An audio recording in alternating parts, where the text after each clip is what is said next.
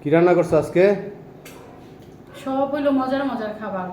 চাল কুমড়া ভাজি, হুম তারপরে হচ্ছে শুটকি মাছের তরকারি, হুম তারপর হচ্ছে সজনা দিয়ে টমেটো দিয়ে মাছ দিয়ে বেগুন দিয়ে রান্না করছি, তারপর হচ্ছে আম দিয়ে ডাল রান্না করছি। সব হলো মজার মজার খাবার। তো সব মজার মজার খাবার কেমন হইলো? এগুলো তো সব তোমার পছন্দের খাবার। তা আমি তো এটাই বলছি যে মজার মজার তা খাবার। আমরা কি খাবো?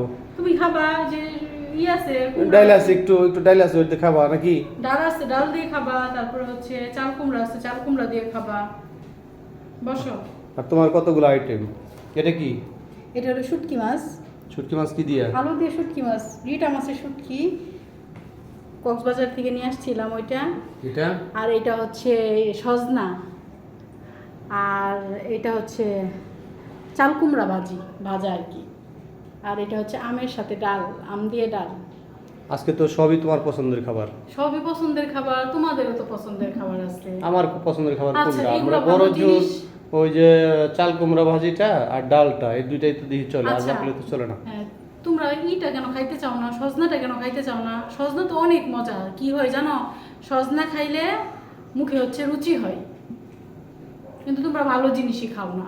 আমাদের মুখে তো এমনি রুচির অভাব নাই, আর ওইটা যদি সজনা যদি খাই রুচি তাহলে যদি তুমি বেড়ে সজনা না যায়। খাও, বেগুন আছে, টমেটো আছে, আলু আছে, মাছ আছে, ওইটা খাও। সজনা খাও না তুমি, তাইলেই তো হয়।